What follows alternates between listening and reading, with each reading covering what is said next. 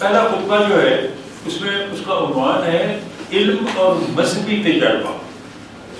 علم اور مذہبی تجربہ.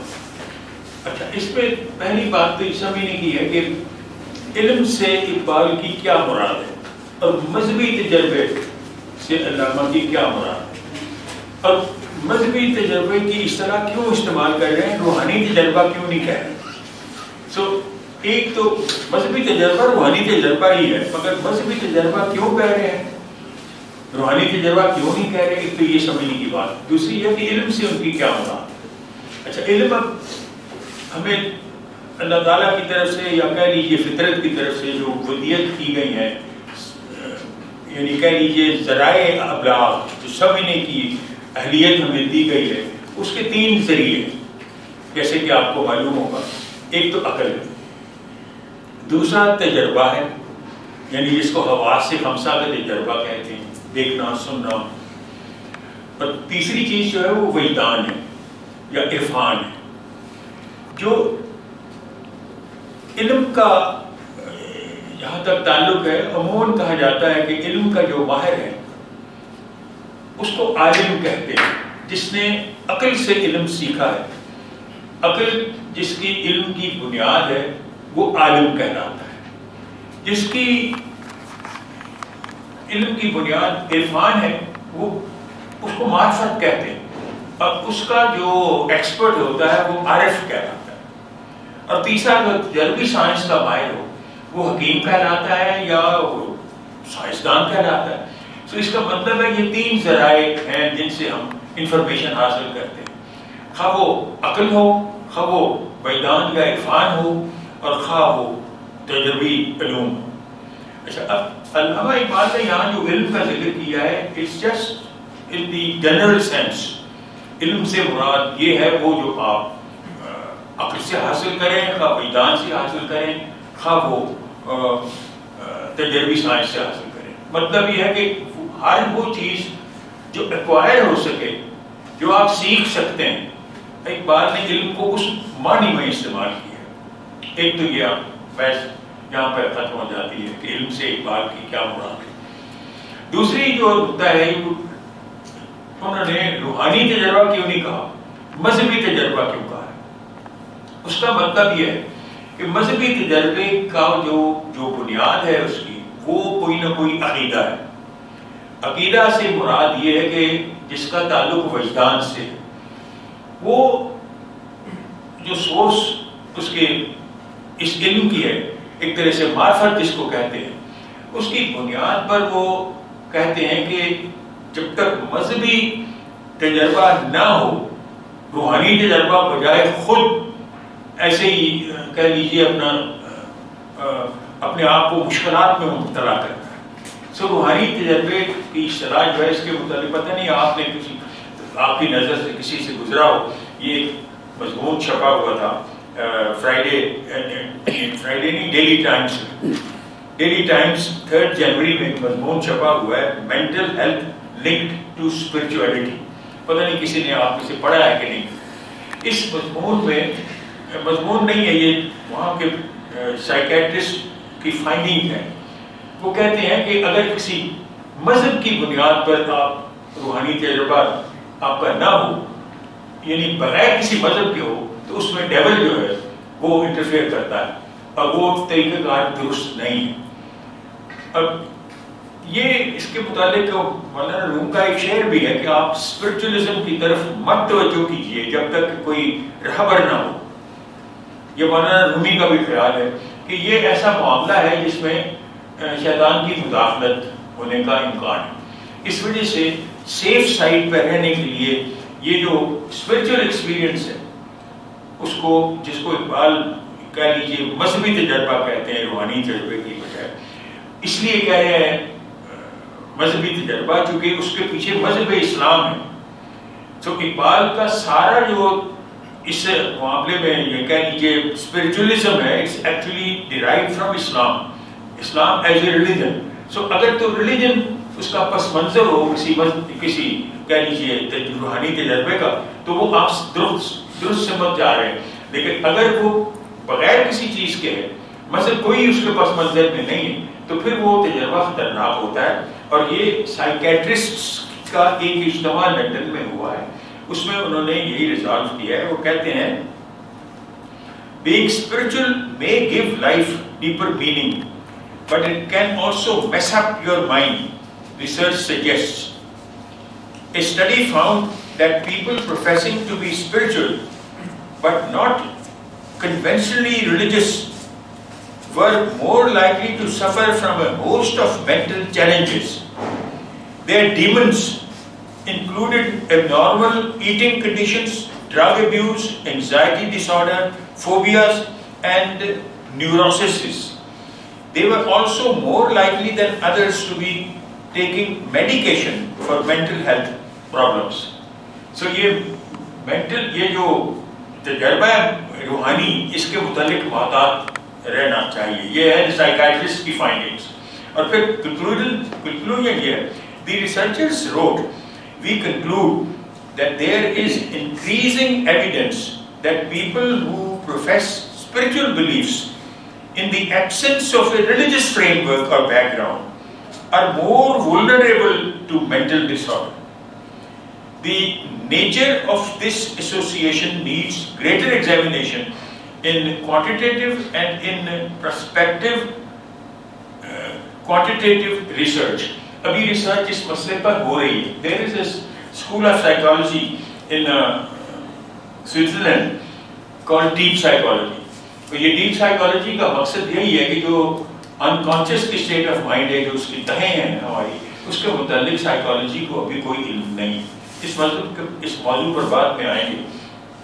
ابھی میں نے صرف آپ کو یہ بتانے کی کوشش کی ہے کہ علامہ نے مذہبی تجربہ کیوں کہا ہے, یعنی روحانی تجربہ کی اس طرح استعمال کیوں نہیں کی.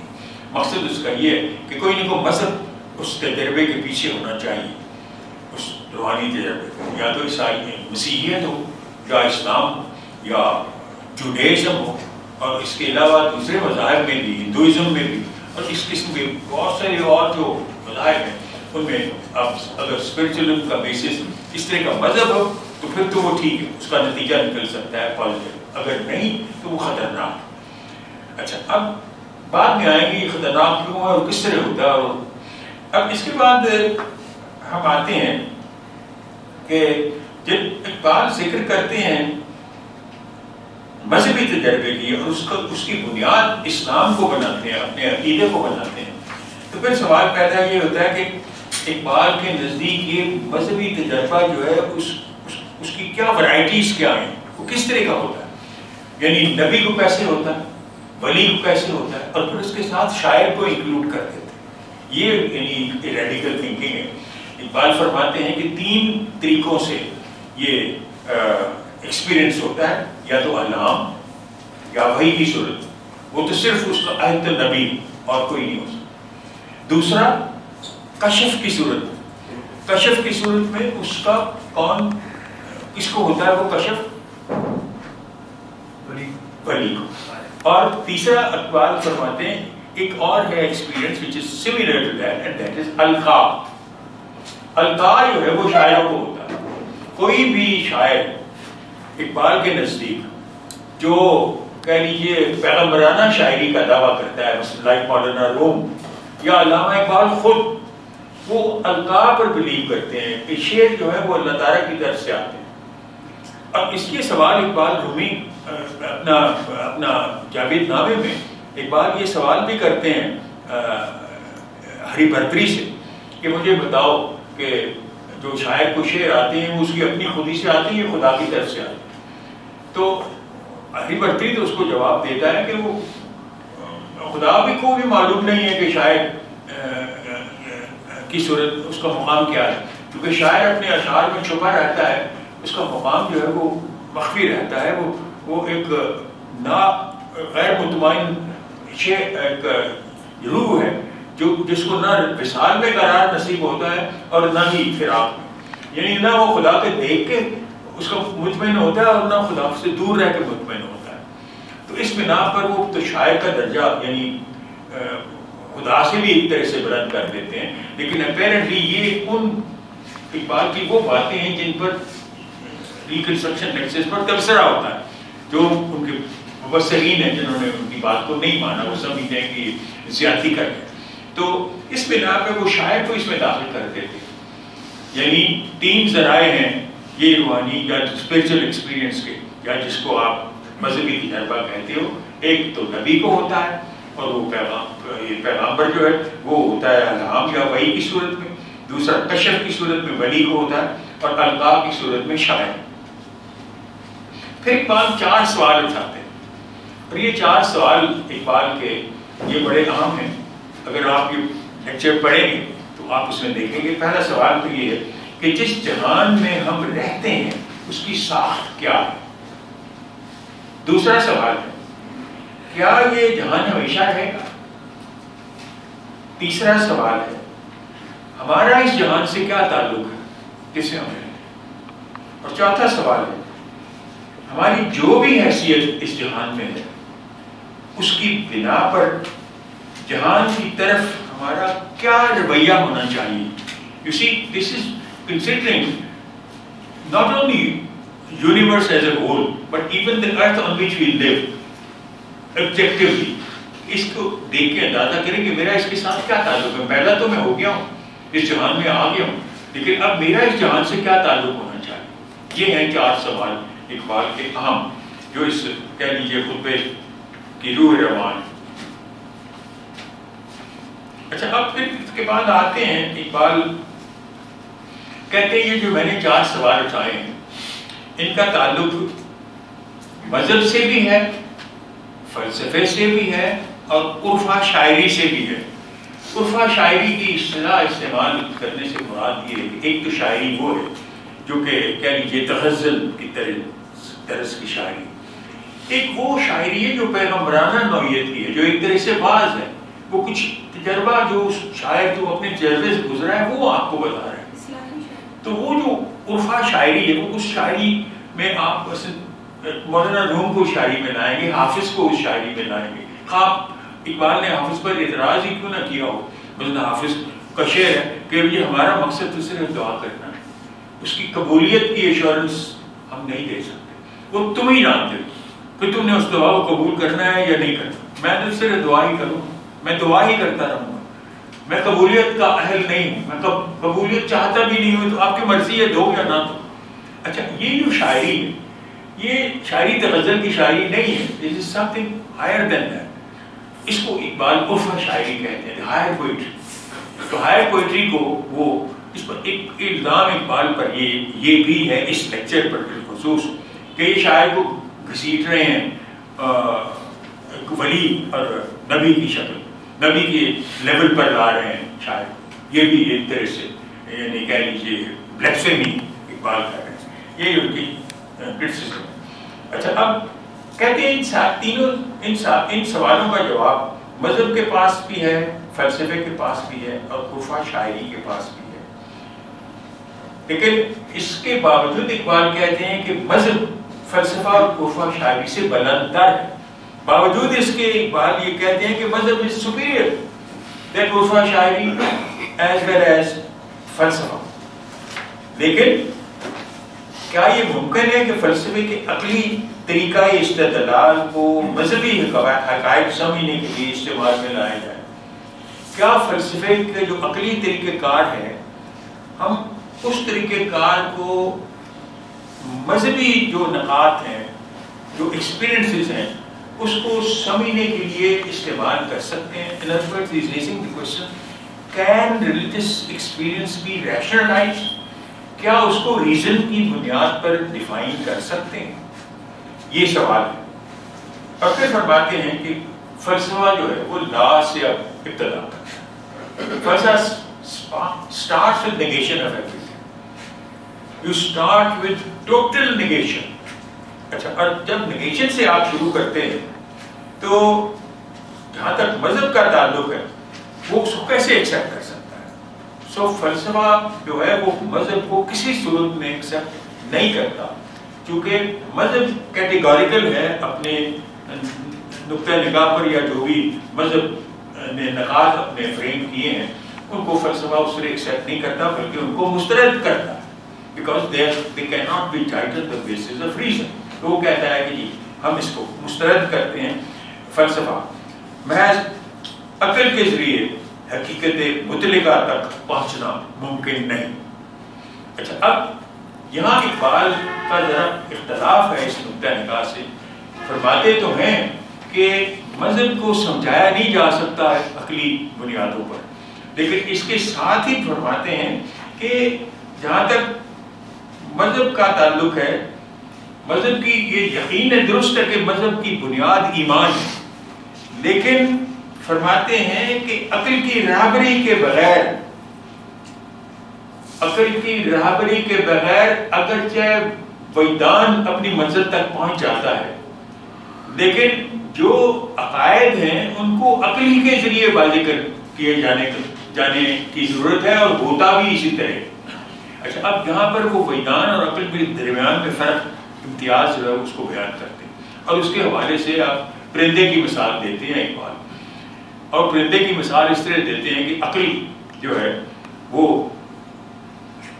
اس نتیجے پہ اتنی جلد نہیں پہنچ سکتی، وجدان میں عقل استعمال نہیں ہوتی، اس پہ ایک پرندہ کس طرح رات کے وقت جہاں بھی کہیں ہے کس طرح اپنے گھونسلے تک اس کو رستہ نظر آ جاتا ہے، کیسے پہنچ جاتا ہے۔ اقبال اس کو کہتے ہیں کہ وجدان کی ایک قسم حص ہوتی ہے۔ ایک پرندہ آپ کو رات کے وقت درخت پہ شام کے وقت چہچہا رہا ہے، اور پھر ایک ہی جس کے ساتھ وہ اپنے آشیانے تک پہنچ جاتا ہے، اور وہ آشیانہ ممکن ہے 2 میل 3 میل دور ہو، وہ کیسے وہاں پہنچتا ہے؟ عقل تو اس کی رہبری نہیں کر رہی، تو کوئی نہ کوئی حص کر رہی ہے، اس کو انسٹنکٹ کرتی ہے۔ Instinct is the basis of intuition. Instinct کا تعلق انٹیوشن کے ساتھ ہے۔ جو ایک جانور ہے اس میں انسٹنکٹ پر زیادہ وہ زور کرتا ہے بنسبت عقل کے۔ عقل کے وہ استعمال نہیں کرتا، عقل ہے ہی نہیں جانور میں، اس کے پاس تو صرف انسٹنکٹ ہے، یعنی وہ انٹیوشن ہی سے سارا اپنا زندگی گزارتا ہے۔ اور انسٹنکٹ ہی مثلا ایک بلی کے بچے کو آپ آگ کے پاس لاؤ گے تو وہ دور ہو جائے گا، انسان کا بچہ آگ کا شعلہ پکڑے کے منہ میں ڈال دے گا۔ تو فرق صرف یہ ہے کہ انسان میں حص جو ہے وہ وجدان کی سوچ کچھ مدت کے بعد اختیار کرتی ہے، لیکن جانور میں وہ موجود ہوتی ہے۔ جانور میں تو حص کے علاوہ اور ہے ہی کچھ نہیں، اور وہی جو حص ہے بیسس بنتی ہے وجدان ایونچولی۔ تو یہ فرق اقبال اس اسٹیج پر کہتے ہیں کہ عقل کی رہبری کے بغیر، یہاں پر اقبال ایک نقطہ اور نکالتے ہیں، وہ کہتے ہیں کہ عقل وجدان جو ہے وہ عقل ہی کی ایک ترقی یافتہ صورت ہے۔ اچھا، اب یہ وجدان کو کہنا کہ یہ سنتھیٹک ریزن ہے، یعنی انٹیوشن کو قرار دینا کہ یہ سنتھیٹک ریزن ہے، یہ بجائے خود ایک اختلاف کرنا ہے مغربی فلسفے سے۔ مغربی فلسفے میں جو عقل کا سب سے بڑا مخالف ہے وہ کانٹ ہے، اور اقبال کانٹ کو کوٹ بھی کرتے ہیں۔ کانٹ کہتا ہے کہ عقل کی 2 قسمیں ہیں، ایک پریکٹیکل ریزن اور ایک پیور ریزن۔ پریکٹیکل ریزن جو ہے وہ عملی عقل ہے، اور پیور ریزن کو وہ کہتا ہے عقل خالص۔ وہ کہتا ہے عقل خالص ہمارے پاس ہے ہی نہیں، ہمارے پاس جو بھی عقل ہے وہ صرف پریکٹیکل عقل ہے، جو عام جو ہمارے مسائل ہیں ان کو حل کرنے کے لیے جو عقل ہے وہ ہمیں ملی ہوئی ہے، اور عقل خالص جو ہے وہ ہمارے پاس نہیں ہے، اس لیے ہم کسی بھی میٹافزیکل مسئلے تک نہیں پہنچ سکتے، ہم خدا کے وجود کو ثابت نہیں کر سکتے۔ اچھا، اقبال کہتے ہیں کہ کانٹ اس نتیجے پر اس لیے پہنچا کہ اس کے زمانے میں جو کلیسا تھا، مسیحیت جو تھی، جو کلیسا تھا وہ عقلی طور پر پروف کرنے کی کوشش کر رہا تھا عیسائیت کی ٹروتھ۔ اب اس میں یہ مشکلات آ جاتی ہیں کہ how to prove Christ as the son of God. تو جب یہ مسائل کا سامنا کرنا پڑا کہ عقلی طور پر ہم کس طرح جو سینٹرل آئیڈیاز ہیں کرسچینٹی کے ان کو کس طرح عقلی بنیاد پر پروف کریں، تو اس پر کانٹ کا یہ تصور تھا کہ ہمارے پاس وہ عقل ہی نہیں جس کی بنیاد پر ہم کرائسٹ کو خدا کا بیٹا ثابت کر سکیں۔ تو اس بنا پر اس نے کہا وہ عقل ہمارے پاس ہے ہی نہیں جو کہ عقل خالص۔ اچھا، اب یہاں اقبال ان سے مختلف ہو جاتے ہیں، اور اقبال غزالی کو فالو کرتے ہیں. غزالی نے رد فلسفہ مذہب کو، مذہب کی بنیاد رد فلسفہ رکھی ہوئی کہ فلسفے کے ذریعے یعنی عقل کے ذریعے آپ مذہب کو اسٹیبلش نہیں کر سکتے. لیکن ساتھ ہی غزالی کہتا ہے کہ وجدان جو ہے وہ عقل ہی کی سنتھیٹک شکل ہے. سو وہ اس بنا پر غزالی کو اقبال فالو کرتے ہیں، کانٹ کو چھوڑ دیتے ہیں، کیونکہ کانٹ کہتا ہے کہ عقل تو ہمارے پاس ہے ہی نہیں، جو عقل خدا تک آپ کو پہنچائے وہ ہے ہی نہیں ہمارے پاس. تو یہاں عقل سے اقبال یہی مراد دیتے ہیں کہ عقل گو اس کے اپنے وہ محدود ہے، لیکن اس کے باوجود وہ اپنی حدوں کو پار بھی کر سکتی. اب یہ ساری چیزیں فلسفے کی ہیں اور ان کو سمجھنے کی ضرورت ہے. اس کے لیے میں تو سمجھتا ہوں کہ یہ تو صرف ہم تو ایک طرح سے لیکچر کر رہے ہیں اور آپ سن رہے ہیں، لیکن حقیقت یہی ہے کہ اس کو کس طرح سمجھنا ہے کہ عقل جو ہے وہ وجدان ہی کی ایک، وجدان جو ہے وہ عقل ہی کی ایک سنتھیٹک فارم ہے. یہاں بات کہتے ہیں کہ ایمان اپنے عقائد عقل کے ذریعے واضح کر سکتا ہے. اچھا یہاں لیکن اقبال جس عقل کا ذکر کر رہے ہیں وہ کہتے ہیں یہ عقل جامد نہیں ہے، یہ عقل حرکی ہے، اٹس موونگ. عام طور پر جس کو ہم عقل کہتے ہیں وہ ہوتی وجدان ہی ہے، لیکن رفتار اس کی بہت سلو ہے. وجدان کی رفتار بجلی کی طرح ہے، وہ فوراً وہاں اپنے مقام تک پہنچ جاتا ہے جیسے پرندہ اپنے گھونسلے تک پہنچ جاتا ہے. اور عقل کی مثال کے سلسلے میں اقبال مثال دیتے ہیں بیج کی. ایک پودے کا بیج ہے، اس کے اندر سارا درخت جو ہے وہ پوشیدہ چھپا ہوا ہے، اس چھوٹے سے بیج میں سارا درخت چھپا ہوا ہے، لیکن اس کا اظہار جو ہے اس کے لیے زمان متسلسل کی ضرورت ہے. سیریل ٹائم میں وہ اپنے آپ کو پورا ڈسپلے کرتا ہے، حالانکہ وہ اس بیج میں سارے کا سارا درخت غائب ہوتا ہے، چھپا ہوا ہوتا ہے. تو عقل کی رفتار اسی طرح ہے کہ وہ بتدریج اپنے آپ کو ظاہر کرتی ہے. وجدان تو فوراً کود کے وہاں پہنچ جاتا ہے جو اس کی منزل ہے، لیکن عقل جو ہے وہ منزل کے معاملے میں سلو ہے، ادروائز وہ بھی اپنی حدود کو پار کر سکتی. یہ ہے ایک نقطہ جو کہ میں سمجھتا ہوں کہ یہ بھی ریڈیکل سوچ ہے کہ عقل کو مقام دے دینا وجدان کا، کہ عقل اور وجدان میں فرق کم ہے، بشرطے کہ آپ یہ سمجھنے کی کوشش کریں کہ وجدان کی وہی سنتھیٹک عقل ہی ہے، اس کو آپ کوئی علیحدہ نہ سمجھیں. اچھا آپ سمجھتے ہیں کہ وجدان بعض اوقات ہم فیصلہ کر بیٹھتے ہیں جس کا کوئی عقلی جواز ہم نہیں دیتے، لیکن فیصلہ درست ہوتا ہے. یہ کیا ہے؟ یہ کیا چیز ہے آپ کے اندر جو کسی وقت آپ فیصلہ کرتے ہو، آپ اس کا کوئی ریزن نہیں دے سکتے لیکن فیصلہ درست ہوتا ہے؟ یہ وجدان، یہی وجدان کا ایکسپیرینس ہمیں کسی وقت ہوتا ہے.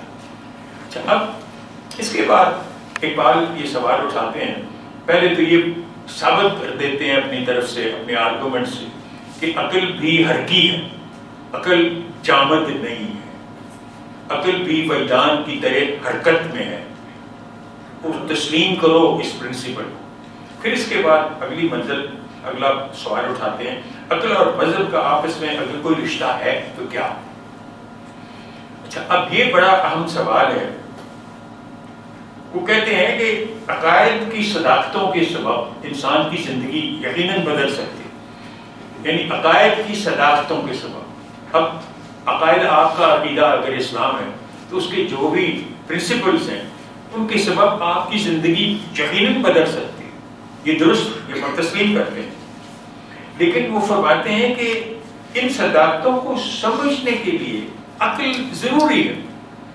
عقل کے بغیر ان صداقتوں کو آپ نہیں سمجھ سکتے. اچھا اب یہاں بھی جو نقطہ ہے وہ کم از کم if you are to proceed on the lines of philosophy تو مشکل پیش آ جاتی ہے کہ میں کس طرح سمجھوں کہ جو 5 وقت پر مختلف اوقات ہیں نمازوں کی، اس کے صداقت جو ہے اس کو میں عقلی طور پر پروف کر سکوں. کس طرح میں پروف کر سکتا ہوں؟ یہ مطلب ہے یہ مسائل ہیں جو کہ فلسفی کی نقطہ نگاہ سے آپ علامہ اقبال پر جو کرٹیسزم ہوئے ان میں یہ نقطہ نگاہ بھی پیش کیا جاتا ہے کہ بعض جو ریلیجس ٹولس ہیں ان کو آپ عقلی طور پر کس طرح ثابت کریں. رمضان کی مثلا آپ 30 روزے رکھتے ہیں، کس بنا پر ہے، کہ کیا اس کی حکمت ہے؟ What do gain by it. Spiritually, I mean, it's part of your faith. اب کن بیسس پر اس کو کس طرح ریشنلائز کرو گے؟ لیکن علامہ کا یہ کال ہے کہ ان کو صداقتوں کو سمجھنے کے لیے عقل کی ضرورت ہے، اور عقل کے طور پر ان کو اسٹیبلش کیا جا سکتا ہے کہ ان کی ضرورت کیا ہے. بہرحال پھر کہتے ہیں فلسفے کے لیے مذہب کی مرکزی حیثیت کو تسلیم کرنا ضروری ہے.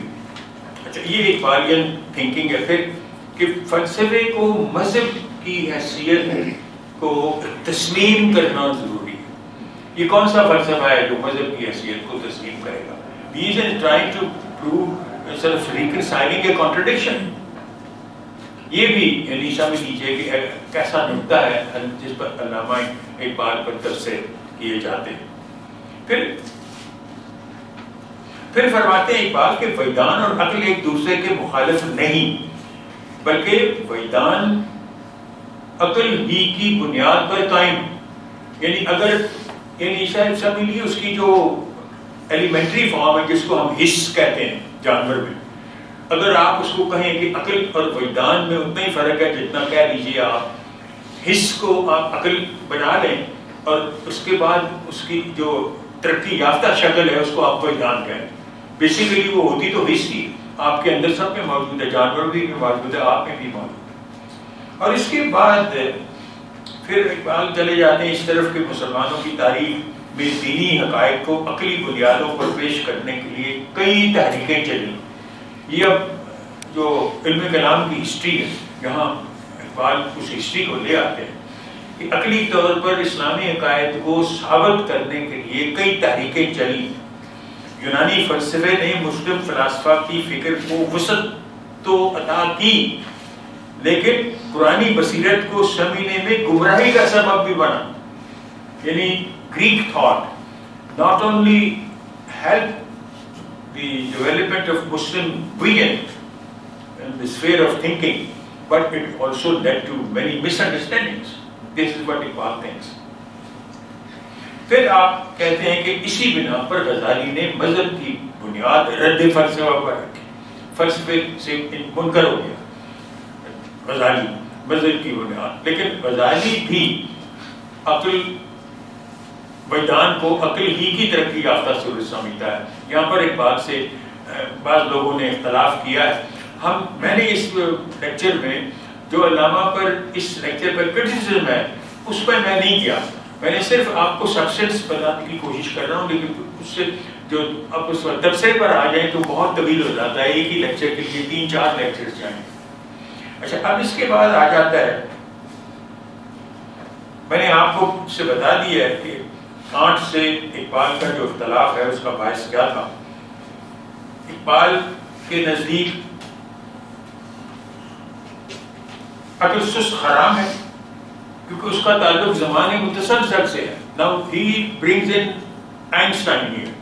یعنی قرآن کی تعبیر میں آئنسٹائن کو لے آ رہے ہیں کیونکہ زمانے متسلسل وہ ہے جس میں ہم رہ رہے ہیں.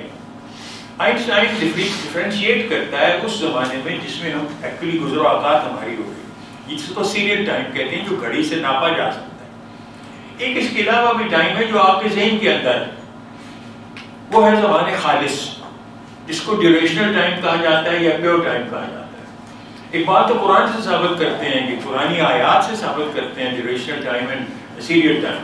تو اس بنا پر بعض جو علامہ سے اختلاف کرتے ہیں وہ کہتے ہیں قرآن کی آیات کو یہ ان کی تعبیر نہیں کر رہے، یہ ان کی تعبیر کر رہے. اس میں meanings of his own driving it. کفر سیجیے آئنسٹائن کا نقطہ نگاہ بدل جاتا ہے تو کیا یہ قرآن کی آیات کی جو یہ تعبیر کر رہے ہیں وہ صحیح ثابت ہوگی؟ یہ بھی اعتراض ہے. لیکن اپیرنٹلی حقیقت یہی ہے کہ اقبال کے ہاں یہی بنیادی فرق ہے کہ عقل سست حرام ہے چونکہ اس کا تعلق زمانے متسلسل سے ہے اور وجدان کی وابستگی زمانے خالص سے ہے. پھر کہتے ہیں کہ عقل کا تعلق انسان کے خارجی پہلو سے ہے اور وجدان کا تعلق انسان کے داخلی پہلو سے ہے.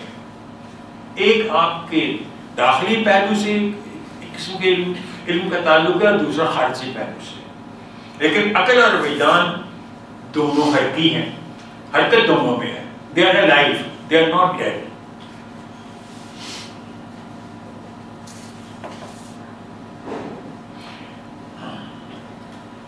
اقبال خطبے کے اس مقام پر جا کے ایک اور بحث اٹھاتے ہیں. وہ کہتے ہیں گزشتہ 500 برس سے اسلام کی مذہبی فکر جمود کا شکار ہے. 500 برس سے اقبال کہتے ہیں کہ ہم زوال کی کیفیت میں ہیں، ہمارا مذہبی فکر جو ہے وہ جمود کا شکار ہو گیا ہے، جامد ہو گیا ہے، حرکی نہیں رہا. اور کہتے ہیں کہ ایک زمانہ تھا جب کہ ہم راہبری کرتے تھے یورپ کی، یعنی یورپ نے جو کہہ لیجیے جس تحریک نے اس کو ترقی دی ہے یورپ کو، جس کو تحریک حیائے علوم کہتے ہیں، اس کا باعث اسلام بھی ہے. اور اقبال اس کو اسٹیبلش کرتے ہیں، یہ ایک فیکٹ ہے جس کو تسلیم کیا جاتا ہے. لیکن ساتھ ہی یہ کہتے ہیں کہ ہمارا جو مذہب ہے وہ جو جمود کا شکار ہو گیا، جس کے سبب یورپ کی غیر معمولی ترقی عقل اور تجربی علوم کے میدانوں میں اب مسلمان نوجوان مطالبہ یہ کرتے ہیں کہ اتنی ترقی اگر تجربی سائنسز یا عقلی علوم کے ذریعے یورپ کر سکتا ہے تو ہم کیوں پیچھے ہیں. اس بنا پر اقبال کہتے ہیں کہ یہ تقاضا نوجوانوں کا درست ہے کہ ان حالات میں ان کا مطالبہ جائز ہے کہ اسلامی عقائد اور نظریہ حیات کا جائزہ لے کر نئی تعبیر کی جائے جو وقت کے جدید تقاضوں کے مطابق. This is another radical viewpoint of this کہ نوجوان نسل کا تقاضا ہے مسلمانوں کہ نئی تعبیر اسلام کی کرو، کیونکہ اس زمانے میں جس میں ہم رہ رہے ہیں اس میں یورپ کی ترقی کے بعد ایسے سوالات پیدا ہو گئے ہیں جس کو ہمارا اپنا جو علم کلام ہے اس کو اجازت اس کی انٹرپریٹیشن کرنی چاہیے. یہ نوجوان نسل کا مطالبہ ہے کہ ہمیں بتاؤ اس کے معنی کیا ہے، ہمارا علم کلام کیا کہتا ہے اس بارے میں. اقبال سوال کو دہراتے ہیں. اب مطالبہ ہو گیا نوجوانوں کی طرف سے کہ بھائی مذہب کی تعبیر کو نہیں کر کے دو، ہم تنگ آ گئے ہیں جو تقلیدی نقطۂ نگاہ ہے مذہب کا، کیونکہ تقلیدی نقطۂ نگاہ جو مذہب کا ہے وہ صحیح رہنمائی نہیں کر رہا. ہم اپنی زندگی کے ساتھ کس طرح ڈیل کریں. اور ساتھ ہی اس کے آپ یہ سوال دہراتے ہیں ایک بات کہ قرآن کے نزدیک جس جہان میں ہم رہتے ہیں اس کی نوعیت کیا ہے. اب یہ یہاں جو اقبال کرنے کی کوشش کر رہے ہیں اس پر بھی ان پر الزام ہے یہ قرآن کی تعبیر کر رہے ہیں، تعبیر نہیں کر رہے ہیں. اقبال قرآن کی آیات سے ثابت کر رہے ہیں بعض حقائق. مثلا دخان آیت 38-39 اس کو بیسس بنا کے دخان سورہ دخان کی آیت 36 تا 38 میں یہ اب اقبال اس کی انٹرپریٹیشن کر رہے ہیں یہ جہان ایک سنجیدہ مقصد کے لیے وجود میں لایا گیا. اچھا، یعنی مطلب ہے قرآن سے ثابت کر رہے ہیں، خدا کہہ رہا ہے کہ بھائی تم بیوقوف ہو، یہ نہ سمجھو کہ یہ بغیر کسی غرض کے میں نے یہ جہان کریٹ کر دیا، یہ کائنات بنا دی ہے. اس کا مقصد، اور تمہیں جو اس دنیا میں نے پیدا کیا، یہ دنیا بنائی ہے تمہارے لیے، اس کا ایک مقصد یہ پروف کر رہے ہیں اقبال اس آیت سے. پھر فرماتے ہیں کہ یہ جہان ایک ٹھوس حقیقت ہے. اس میں آل عمران آیت 90-91 لیتے ہیں کہ یہ ایک ٹھوس حقیقت ہے. پھر فرماتے ہیں کہ اس میں وسعت کی گنجائش ہے، میں اس کائنات کو وسعت دے رہا ہوں. یہ مطلب ہے قرآن کی طرف سے یہ آیتیں ثابت کرنے کی کوشش کر رہے ہیں اس میں وسعت کی گنجائش. دس از سورہ فاطر نمبر 1 قرآن میں. پھر کہتے ہیں کہ اس کے اندر نئے جہان کی وجود میں لائے جانے کا خواب مخفی چھپا ہوا ہے. اور اس کی ویسد ہے عنکبوت، آیت عنکبوت، سورہ عنکبوت آیت 20. اچھا، اب پھر کہتے ہیں پانچواں نقطہ جو بیان کرتے ہیں، دن اور رات کی آمد و رفت اس کی پراسرار حرکت اللہ تعالیٰ کی عظیم نشانیوں میں سے ہے. یہ سورہ نور آیت 44. اچھا، اب یہ دن اور رات میں سیریل ٹائم کو پروف کرتے ہیں. اور اعتراض کرنے والے علماء حضرات کہتے ہیں کہ دن اور رات کو قرآن مجید نے لکھا ہے کہ دن کام کرنے کے لیے، رات آرام کرنے کے لیے قرآن مجید نے کہا ہوا ہے. یہ اس کے معنی ہے. تم نئے معنی دے رہے ہو. یہ کیا تفسیر ہے؟ بعض چیزیں جو ہیں وہ صرف ہم تقلید کی وجہ سے، کیونکہ قرآن کا نزول جب ہوا، کون سے وقت میں نزول ہوا؟ رسول اللہ کی زندگی وفات 632 سن عیسوی میں ہوئی ہے. اس سے پہلے قرآن کا نازل ہو رہا ہے. یہ کون سی صدی تھی؟ 7ویں صدی عیسوی. 7ویں صدی عیسوی میں جو زبان عربی بولتے تھے، عربی زبان جو عرب لوگ اس علاقے کے بولتے تھے، کیا قرآن کی آیات جو ہے اس کی تعبیر صرف انہی معنوں میں ہو سکتی ہے؟ قرآن تو اللہ کا کلام ہے، اس نے عربی زبان کو استعمال کیا ہے. عربی is not the language of اسلام.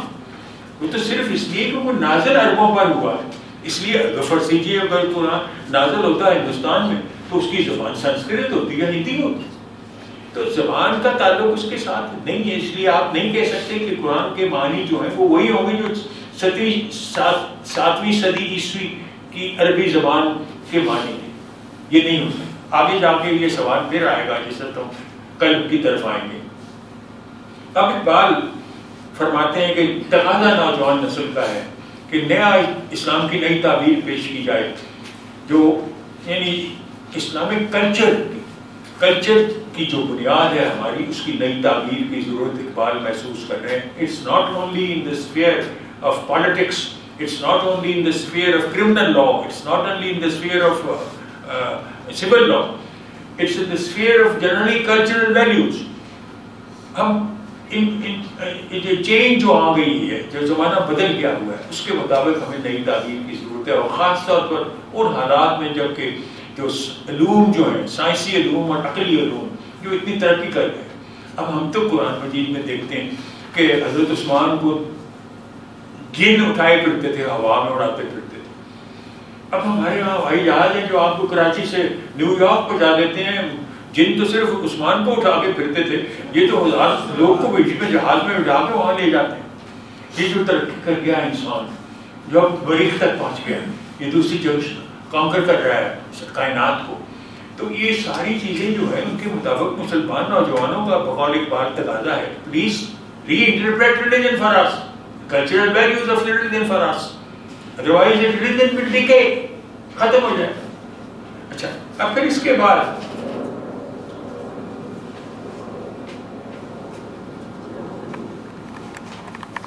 آگے بھی کوئی سلسلہ چل رہا ہے جس میں رسول اللہ کا فرمان ہے زمانے کو برا مت کہو، کیونکہ زمانہ خود میں ہوں، خدا کہتا ہے. اللہ کا فرمان ہے کہ زمانے کو برا مت کہو، کیونکہ اللہ کہتا ہے زمانہ میں ہوں. یعنی time is one of the qualities, یعنی مطلب یہ ہے کہ خدا کی جو خصوصیات ہیں ان میں سے وقت ایک خصوصیت ہے. یہ اقبال پروف اس کو کر رہے ہیں کہ زمانے کو برا مت کہو کیونکہ زمانہ میں خود ہوں. اور یہ سورہ لقمان ہے آیت 20 اور سورہ نحل آیت 12. اب اندازہ کریں وہ جو اعتراض کرتے ہیں اقبال پر، وہ کہتے ہیں کہ یہ کس طرح ہو سکتا ہے کہ ہم زمانے کو تصور کریں کہ خدا ہے. اس کا مطلب زمانہ تو کہہ لیجیے جو جاوید نامے میں جو وقت کا خدا اٹھا کے ان کو آسمانوں پر لے کے جاتا ہے، اس کا کیا نام ہے؟ زرمان. زرمان از زوراسٹرین گاڈ آف ٹائم. زرمان بقول اقبال کے کہتا ہے خدا کہ میں ہوں زرمان، آئی ایم ٹائم. اچھا، اب اس کے بعد اگلا ہے باوجود اس کے کہ انسان لاتعداد اہلیتوں کا مالک ہے، لیکن وہ حیات کے درجات میں اپنے آپ کو سب سے نیچے گرا ہوا پاتا ہے. اسے رکاوٹوں کا سامنا ہے. یہ بھی قرآن سے اخذ کر رہے ہیں. اور یہ قرآن کی آیت جو ہے اس سلسلے میں 3 ہے، سورہ 5 اور 4 اور 5 سورہ 3. پھر کہتے ہیں کیا ہے انسان؟ ایک بےتاب وجود ہے. اپنی تمام تر کمزوریوں کے باوجود وہ فطرت سے اعلیٰ ہے. چونکہ اس نے بھاری امانت اٹھا رکھی ہے جو اور کوئی اٹھانے کو تیار نہیں تھا. یہ سورہ الحزاب ہے، آیت 72. پھر کہتے ہیں کہ انسان کی زندگی ایک نقطۂ آغاز ہے، عین ممکن ہے کہ وہ تشکیل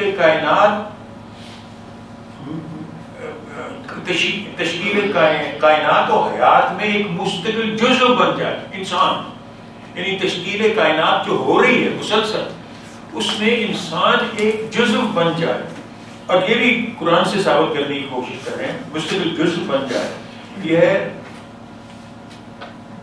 سورہ القیامت 36 تا 40. یہ سارے قرآن سے ثابت کرنے کی اپنی طرف سے کوشش کر رہے ہیں. اور ان کا اعتراض یہ ہے کہ قرآن کی آیات کو آپ تعبیر کر رہے ہو، یہ ان کے معنی نہیں، تم اپنے معنی نکال رہے ہو. پھر اس کے بعد آ جاتے ہیں کہ انسان میں اس میں اتنی طاقت ہے کہ اپنے گرد و نواح کو نئی شکل اور نئی سمت دے سکتا ہے، چونکہ اللہ تعالیٰ نے اپنی روح اس میں پھونک رکھی. اچھا، اب یہ جو قرآنی آیت ہے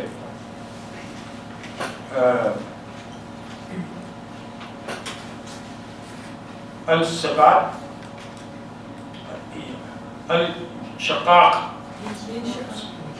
سورہ الشقاق، یہ آیت ہے 16 تا 19، جس سے ثابت کرنے کی کوشش کر رہے ہیں کہ اللہ تعالیٰ نے اس میں روح پھونکی. اچھا، یہاں میں نے جو بھی تفسیر پڑھی اس میں یہ نہیں لکھا ہوا، کم از کم میں نے تو مودودی کی تفسیر پڑھی ہے، اس میں یہ ذکر نہیں ہے کہ اللہ نے اپنی روح، اس میں روح پھونکی ہے، مطلب یہ نہیں کہا ہوا کہ اللہ نے اپنی روح پھونکی. لیکن اقبال اس کو اپنی روح کہہ رہے ہیں کہ اللہ نے اپنی روح، خدا نے اپنی روح انسان میں پھونکی ہوئی ہے، اور خدا کا ہمکار بن سکتا ہے انسان. جبھی تو ہے شعر میں روح فرماتے ہیں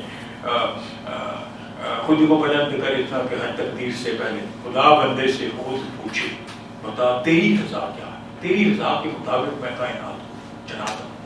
اچھا، یہ انسان کو اس سٹیج پر لے جانا، اسی میں یہ فرماتے ہیں کہ اس نے اپنی روح پھونک رکھی ہے. اس وجہ سے انسان ایک تخلیقی فعالیت ہے جو ایک منزل سے دوسری منزل کی طرف بڑھتی چلی جا رہی ہے. یہ انسان کو اس طرح متحرک دیکھنا، یہ میں سمجھتا ہوں اقبال کا، یعنی کہہ دیجیے کیا اس کو کہنا چاہیے، اس کی روح ہے، اس کے فلسفے یہی سے سمجھتا ہے کہ یہ خدا ہی ہے. جب بھی اس پر ایک اعتراض اقبال پر یہ ہے کہ یہ انسان اور خدا میں فرق ہی نہیں ہے. لیکن یہ بھی تو رسول اللہ کی حدیث تو میں نہیں اس کو کہوں گا، یہ صوفیہ کرام کا قول ہے کہ جس نے اپنے آپ کو پہچان لیا اس نے اپنے رب کو پہچان لیا. فقد عرف نفسہ فقد عرف ربہ. تو اب اس میں یہ ساری باتیں ہیں کہ انسان کی حیثیت کو. اچھا، اب یہ پھر اگلا نقطہ ہے، یہ فرماتے ہیں وہ بھی قرآن پر بیس کرتے ہوئے کہ انسان کے بس میں ہے کہ وہ اپنی اور کائنات کی تقدیر سازی کر سکتا ہے، کہ وہ تقدیر بن سکتا ہے کائنات کی. اور اس پہ فرماتے ہیں انسان کے بس میں ہے کہ وہ اپنی اور کائنات کی تقدیر بن سکتا ہے، اور ارتقاء کے اس عمل میں وہ خدا کا ساتھی بن سکتا ہے، کامریڈ، اس کا ہمکار، کامریڈ.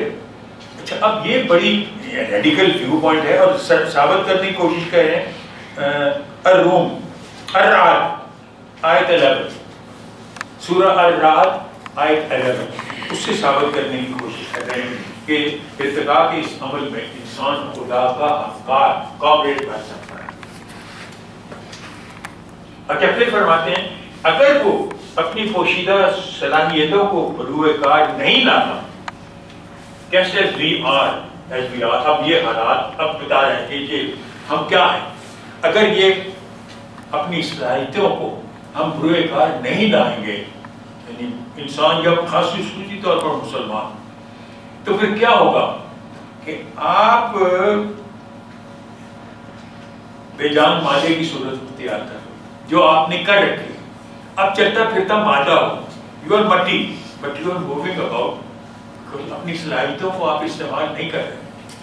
اور یہ جس پر بیس کر رہے ہیں قرآنی آیات پر کہ اگر آپ اپنی صلاحیتوں کو بروئے کار نہیں لاتے تو یو آر بے جان مادہ، اس پر ریلائی کر رہے ہیں. البقرہ سورت 30 تا 33 اور 164 اور سورہ الانعام 97 اور تا 99.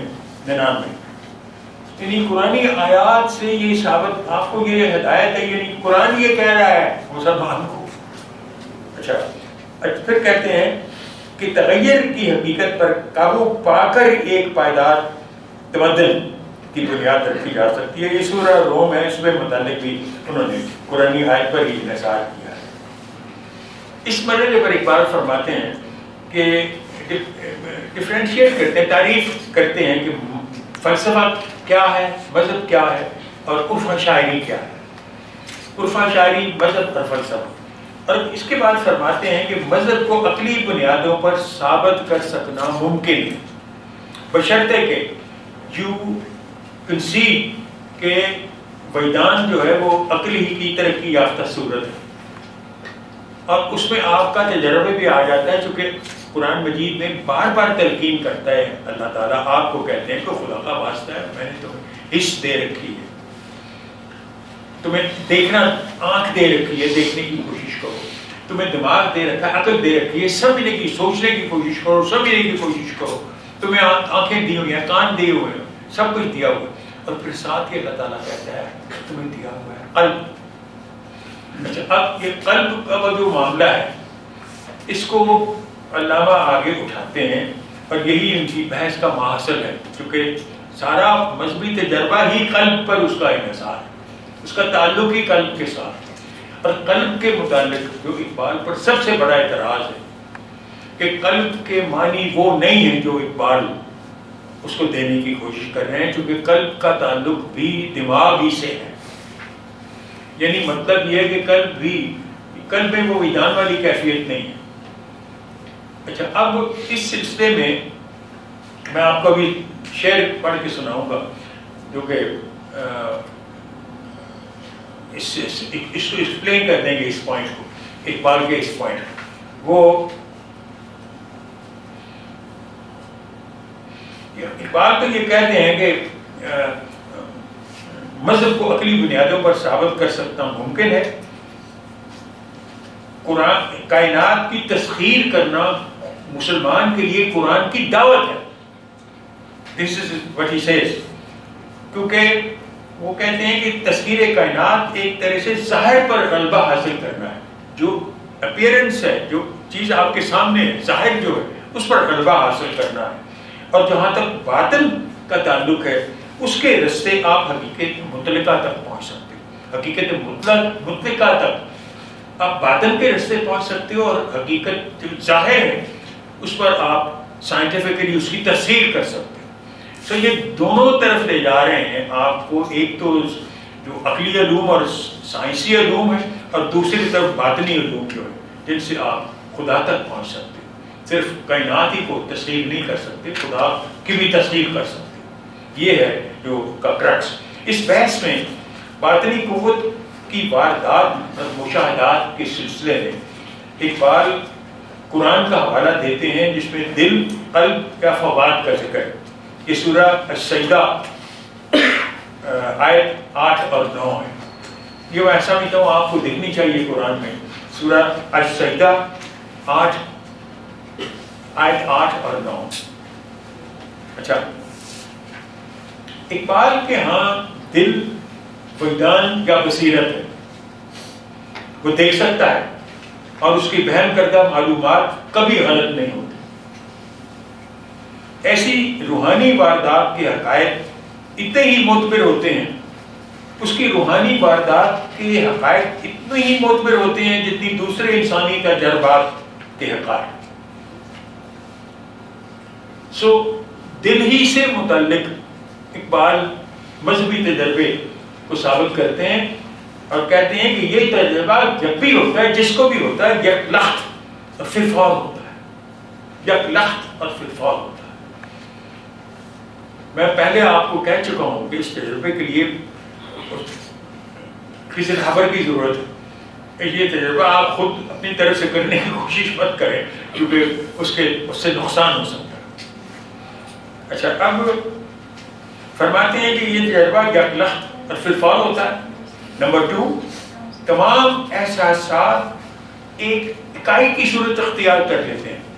آپ کا ریزن، آپ کی انٹیوشن، آپ کی تجربہ، آپ کا حواس خمسہ، they just become one when you have this experience، جب مذہبی تجربہ ہوتا ہے.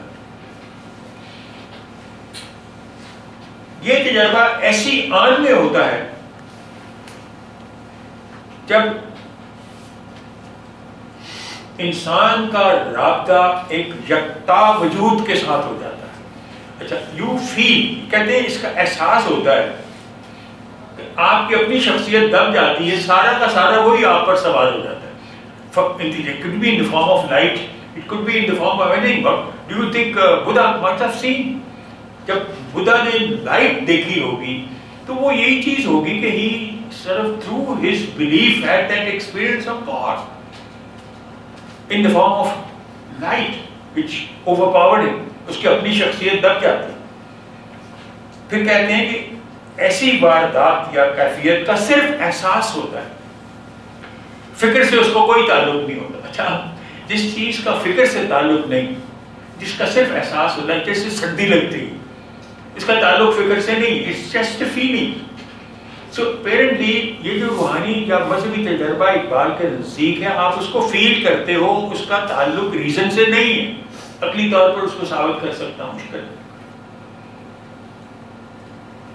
اسی کے ساتھ ہی آپ کو یہ بھی احساس ہوتا ہے کہ آپ زمانے متسلسل سے کٹ گئے. You are in pure time, you are nowhere in serial time. یعنی یہ تو یہاں ظاہر ہے جس وقت آپ کو احساس ہے تو احساس is not bound by time. So مذہبی تجربے کا ناقابل حل مسئلہ، اس کی طرف پہلے بھی میں نے توجہ آپ کی تھی کہ اس میں شیطان کی مداخلت کا امکان ہے اگر آپ کے رہبر آپ کا درست نہیں ہے. تو اقبال یہاں کہتے ہیں مذہبی تجربے کا ناقابل حل مسئلہ جو ہے وہ شیطان کی واردات کے دوران مداخلت ہے، اور وہ گمراہی کا باعث بن سکتا ہے. اچھا، یہاں اقبال کوٹ کرتے ہیں اس پرانی آیت کو جس میں اللہ تعالیٰ نے رسول اللہ کو فرمایا تھا کہ آپ فکر مت کرو، آج سے پہلے بھی رسولوں کو شیطان وحی میں انٹرفیئر کرتا رہا ہے، اور ہم اس جب بھی وہ انٹرفیئر کرے ہم اس کو درست کر دیتے ہیں. یہ پرانی آیت ہے. اچھا، اس کا پس منظر جو ہے وہ یہ ہے کہ رسول اللہ ایک دفعہ بیٹھے تھے قریش میں اور وہ تلاوت کر رہے تھے قرآن مجید کی، جیسے کہ وہی نازل ہوتی ہے، تو ان کے منہ سے نکل گیا کہ لات منات اور عزا بھی قابل قدر ہستیاں ہیں اور ان سے بھی خیر کی توقع رکھنی چاہیے. بعد میں حضور نے محسوس کیا کہ یہ میں نے نہیں کہا، یہ وہی نہیں آئی، یہ غلط ہے، یہ مداخلت شیطان میں. اچھا، اب اس پر قرآن مجید کے جو مفسر ہیں ان میں بحث ہے. بعض کہتے ہیں یہ واقعہ ہوا ہے، بعض کہتے ہیں یہ کافروں نے گھڑا ہوا، ایسا واقعہ نہیں ہوا. شیطان رسول اللہ کو مداخلت ان کی وحی میں نہیں کر سکتا. تو اس پر بحث ہے. یہ بحث اگر آپ نے پوری اس کو پڑھنا ہے تو مودودی کی جو تفسیر قرآن ہے اس میں درج ہے، اس میں یہ بحث موجود ہے، اور یہ اسی جگہ یہ بحث ہے، اسی آیت کی تفسیر میں یہ بحث ہے. اور مودودی اس نتیجے میں پہنچتے ہیں کہ یہ جھوٹ ہے، یہ بہتان ہے، یہ حقیقت نہیں.